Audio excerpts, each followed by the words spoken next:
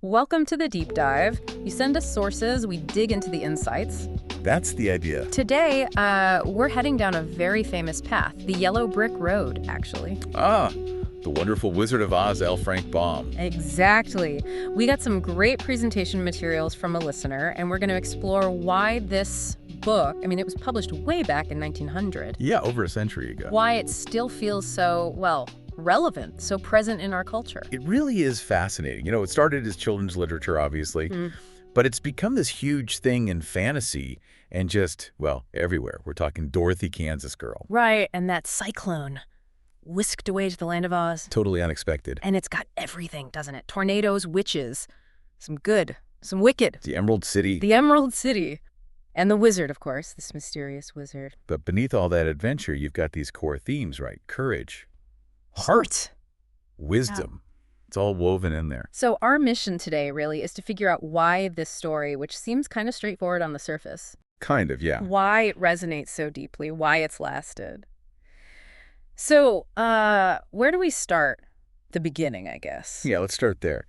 The materials the listener sent really nail that initial disruption. Dorothy's life in Kansas? Mm-hmm.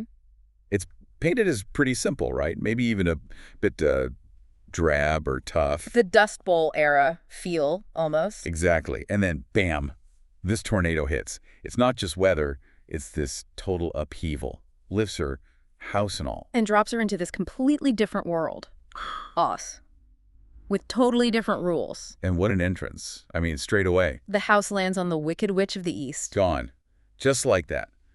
You can't make a bigger entrance. No kidding. And the presentation highlights this, how she instantly becomes this hero figure to the Munchkins. Yeah, they're celebrating because she's freed them, even though it was an accident. And that's when she meets the Good Witch of the North. Mm-hmm. Who gives her some initial guidance. But what's really driving Dorothy at this point, given everything that's just happened? Well, that's a key thing the materials point out. It's not like she's thrilled to be on some grand adventure. Not at all. Her #1 goal right from the start is just getting home, back to Kansas. That longing for home, it fuels everything. That's why she heads for the Emerald City. She thinks the wizard is her ticket back. So it frames the whole thing less as exploration and more as, a mission to return. Precisely. A quest to get back to what's familiar. And along that yellow brick road, she meets these incredible characters. Oh, yeah. The companions. First, the Scarecrow, stuck on a pole, thinks he has no brains, but desperately wants some. Right. Then the Tin Woodman, rusted solid, literally heartless, he believes, and longs to feel emotion. And finally, the Cowardly Lion. Big roar, but deep down. Terrified. He wants courage more than anything. It's brilliant, really. Mm-hmm. Baum uses these, non-human characters to explore these very human desires, these things we all feel we lack sometimes. Absolutely. The listener's materials lay it out clearly. Each one has a specific lack, a specific wish. And they all pin their hopes on the Wizard of Oz. He's the one who can supposedly grant these things. Intelligence, feelings, bravery. It's such a clever way to look at these big ideas, isn't it? Through these, slightly odd but very relatable characters. It really is. Their whole journey together becomes about trying to find what makes them whole. So eventually, after various trials, they actually make it. They get to the Emerald City, this legendary place. Built up with so much hype. And they manage to get an audience with the great Wizard Oz himself. Yeah. But, there's a catch, right? The materials mention this pretty clearly. Oh, a big catch. He doesn't just hand out wishes. Nope. He gives them a task. A really dangerous one. They have to defeat the Wicked Witch of the West. Exactly. That's an easy thing to do. It sends them off on this whole other perilous journey. More dangers, more challenges. So at this part of the journey, this is where they really start to kind of rely on each other, isn't it? Totally. They have to work together. They use whatever they've got. Skills, wits, loyalty. Even if they don't realize they have those things yet. Right. They don't see it in themselves. But they use those qualities to face down the witch. It really tests their bond. Okay, so they manage that somehow. They defeat the Wicked Witch of the West. They go back to Oz, expecting their rewards. And then comes the big reveal. Yeah, the moment behind the curtain. The Wizard of Oz. Yeah. This all-powerful figure they built up in their minds. It's just an ordinary man. From Omaha, actually.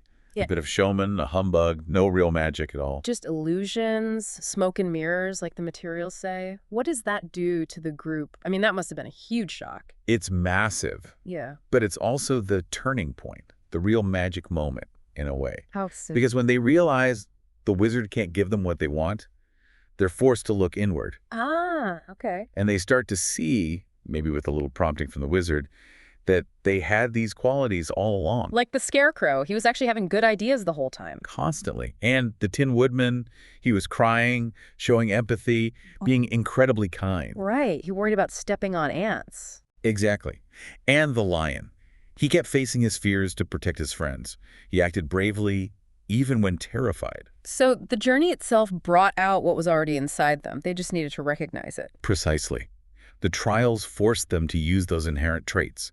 The wizard didn't grant them, he just helped them see they already possessed them. Okay, so the companions have their realization. What about Dorothy? Her goal was always different. It was about getting home. Right.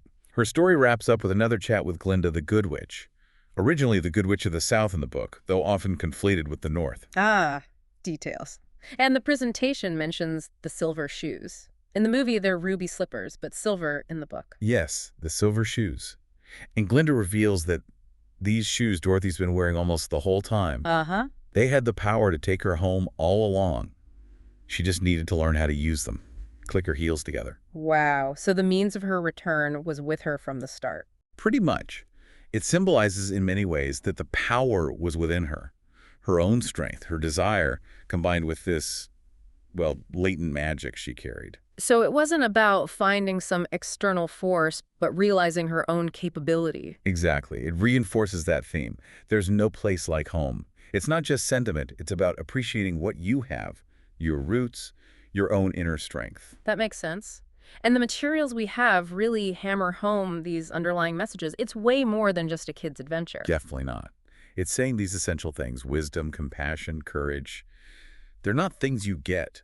They're things you are or can be. They're inside you. Right. And look at how important friendship is in this story.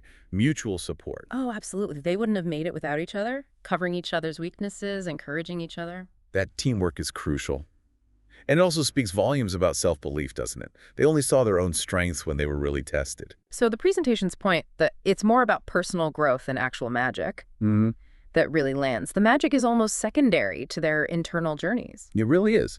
The external magic facilitates, maybe, but the real transformation is internal, which is probably why it keeps connecting with people. We all face our own versions of these journeys. And thinking about that connection, its cultural impact is just immense. The materials specifically call out the 1939 movie. Oh, undeniably.